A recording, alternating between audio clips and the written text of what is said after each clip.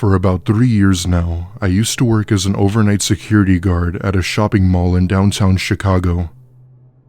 Back then, security wasn't required, but the area it was located in saw an increase in crime, which started to become a real problem. I enjoyed my job for the most part, and while it was boring at times, I'd always find entertainment through my phone to keep myself occupied. To be honest with you, the most I'd really ever do was kick people out of the parking lot for smoking pot, who respectfully complied, I'd like to add.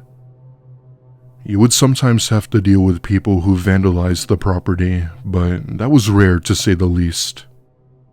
Other than that, I never actually had to deal with anyone too extreme, until one night of November of 2021.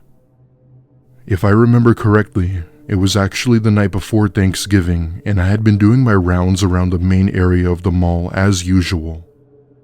It was me and one other security guard patrolling the opposite side of the mall.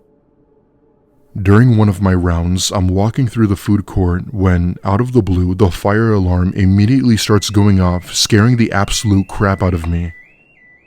Now, you might be thinking that it shouldn't be that big of a deal, but hearing alarms going off in an empty mall while alone is terrifying enough. Right away, I head over to the main office of the mall to manually turn them off.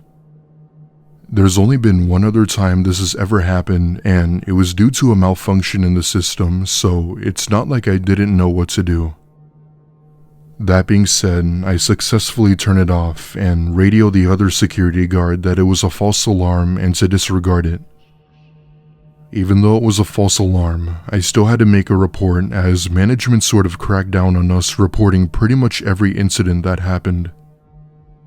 Fast forward about 2 hours later, I'm doing my rounds in the food court, just kind of looking at stuff when I decided that I would step outside to take a 5-minute smoke break. The long hours of working really took a toll on my mental health, so I would constantly have to take breaks to compose myself. Mid-break, I'm on my phone texting a friend when I began to hear it again. Alarms coming from inside the building. This time, I was more annoyed than frightened, and I get up and approach the employee entrance when I stop in my tracks and see something inside behind the glass doors. It was hard to see as the lights were off, but after a good few seconds, I could see the face of a woman staring at me from behind the door. She was not a pleasant-looking woman. Her eyes were wild, and her hair was a mess while having this look of absolute shock. I screamed my lungs out and see her run down the hallway while I'm trying to chase her. It was at this point when I realized that she had been the one triggering the alarms. I radio the other security guard and tell him to lock all of the doors in the west wing so she couldn't escape. Somehow he had managed to lock all of the doors and check the whole part of the building, but never found her. Believe me when I say we nearly tossed the place and had found no sign of her or any possible break-ins. It was the creepiest and most unnerving encounter I've ever had. Later that day, police and a few search dogs had entered the building but were unsuccessful in finding her, even after checking the cameras. I quit that job a week later as I couldn't stand the constant paranoia thinking as to where that woman could have been or if she even left. Last I heard, the mall had since been teared down and despite a police investigation, she would never be found.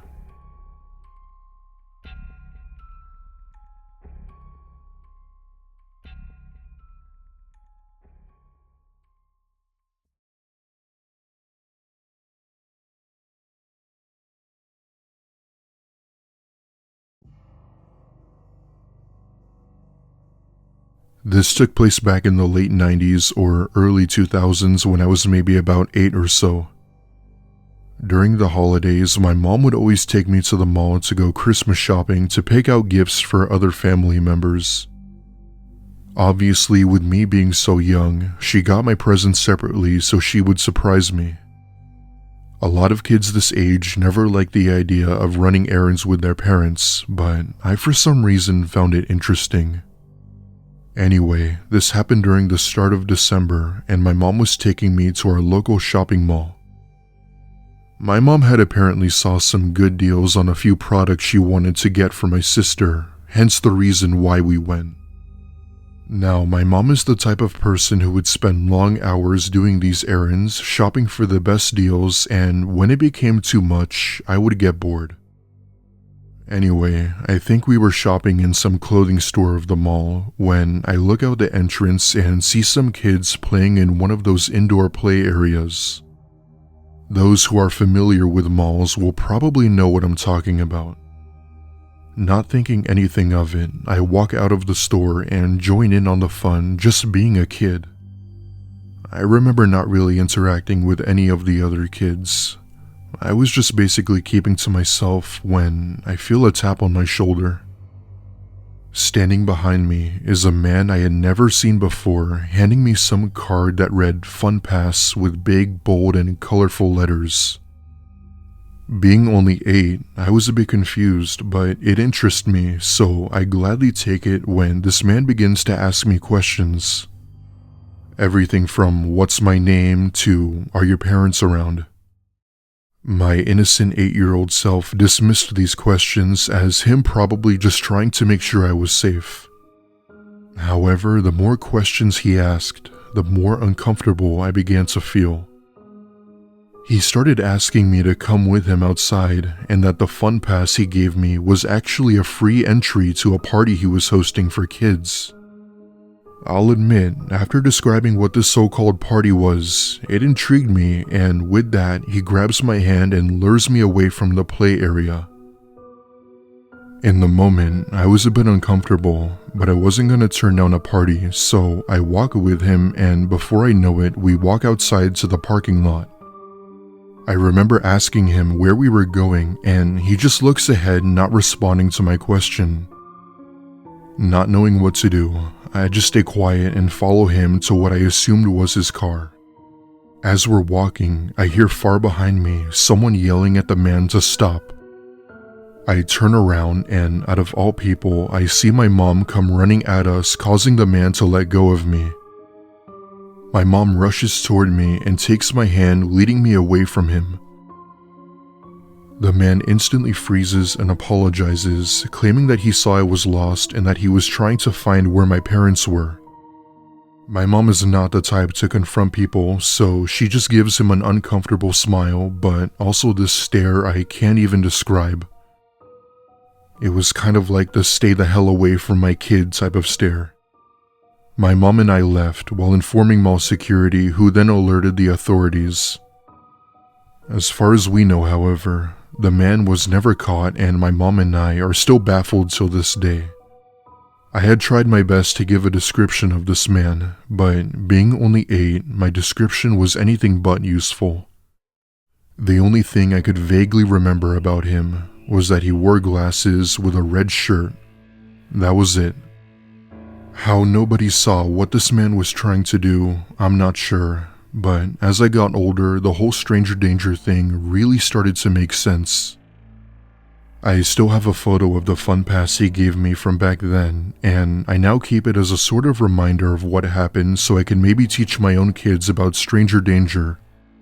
The picture will be on screen now. Thank you to my mom for getting me in time, and I hope I never see that man again.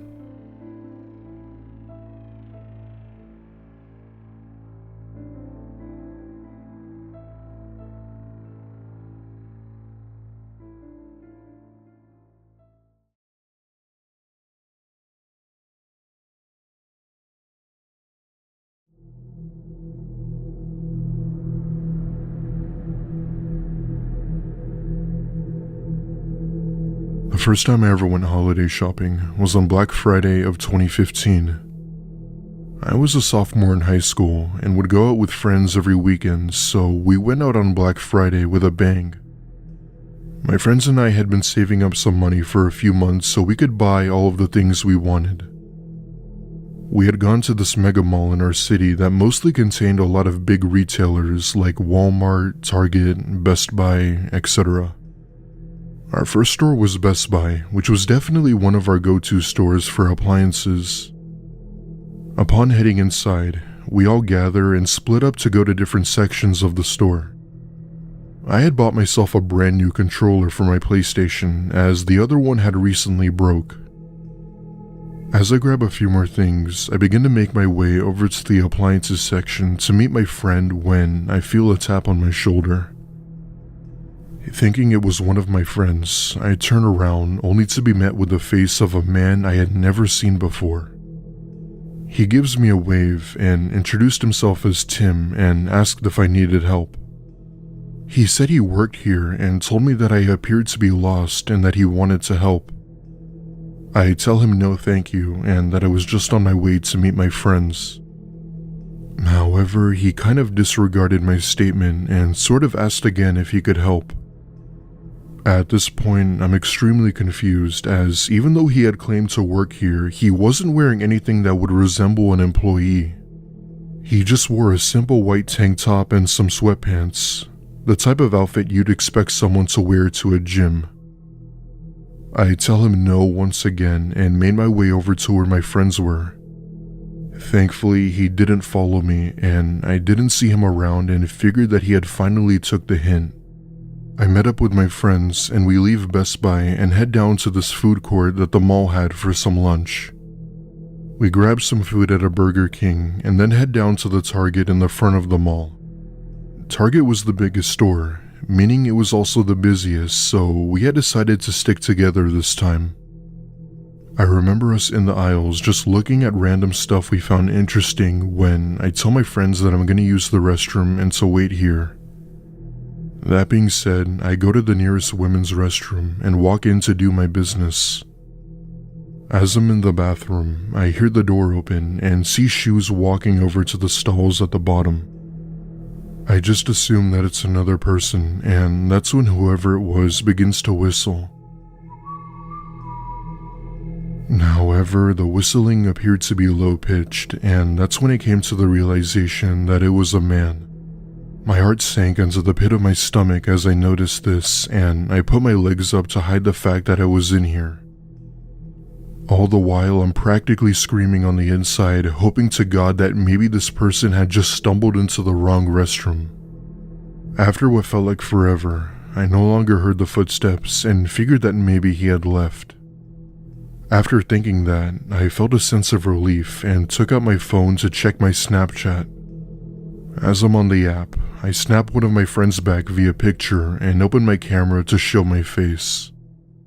Right then is when my phone camera captured a man's head peering out from the stall next to me. Surprisingly enough, I then see that it was the exact same man I had seen at Best Buy earlier. The second I saw him from the camera, he immediately pulls away as I start screaming at the top of my lungs. Not caring about anything else, I pull up my pants and run out of the bathroom and end up falling into the arms of a Target employee. I try my best to tell him that there was a man in there watching me, and he goes in and starts to yell at the guy to leave. The employee was a pretty big dude, so I wasn't worried something would happen to him or me.